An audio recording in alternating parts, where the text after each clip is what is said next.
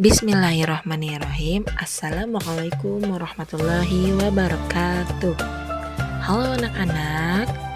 Di pertemuan kali ini Bu Nadia akan membahas mengenai sampah, ya, jenis-jenis sampah. Nah, sebelumnya semoga di pertemuan kali ini keadaan kalian sehat ya. Amin. Nah, anak-anak, kita langsung saja ya ke materinya. Sampah. Apa yang dimaksud dengan sampah? Menurut Undang-Undang Republik Indonesia Nomor 18 Tahun 2008 tentang pengelolaan sampah, yang dimaksud sampah adalah sisa kegiatan sehari-hari manusia atau proses alam yang berbentuk padat. Sampah ini dihasilkan manusia setiap mereka telah melakukan aktivitas atau kegiatannya sehari-hari.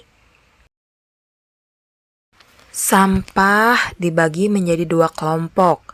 Ada sampah organik dan sampah non-organik atau anorganik. Ayo belajar! Yang pertama kita akan bahas mengenai sampah organik. Sampah organik adalah hasil buangan dari benda yang berasal dari makhluk hidup. Contohnya, seperti sisa-sisa makanan, kertas, tulang-tulang hewan, daun, dan ranting pohon. Nah, sampah-sampah organik ini bisa menyatu dengan tanah atau terurai dengan tanah. Selanjutnya, sampah non-organik. Sampah non-organik adalah hasil buangan dari benda yang tidak berasal dari makhluk hidup atau benda mati. Contohnya, benda berbahan plastik, berbahan karet, kaca, besi, aluminium, dan juga logam.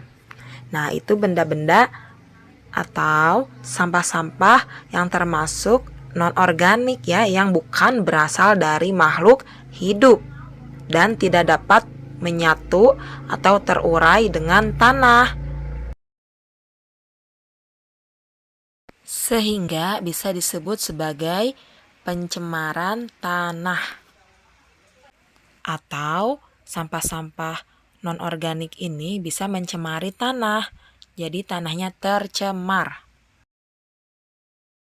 Jadi, pembagian sampah ini bertujuan agar sampah-sampah mudah didaur ulang. Seperti sampah organik yang mana dapat didaur ulang menjadi pupuk atau pupuk alami yang berasal dari sisa-sisa makanan ataupun kotoran hewan. Sedangkan sampah non-organik atau anorganik dapat didaur ulang menjadi benda lain yang dibutuhkan. Nah, berikut ini merupakan contoh-contoh sampah non-organik yang sudah didaur ulang menjadi benda lain yang dibutuhkan, seperti dalam pembuatan tas atau dompet, kotak tisu atau tempat tisu, juga ada kotak pensil, ada juga pot bunga yang terbuat dari kaleng bekas ataupun botol bekas, dan masih banyak lainnya ya, contoh-contoh sampah-sampah non-organik atau anorganik yang didaur ulang menjadi benda lain yang dibutuhkan atau yang dapat dipakai ulang. Nah, anak-anak, itu dia materi mengenai kelompok sampah. Ada sampah organik dan sampah anorganik atau non-organik.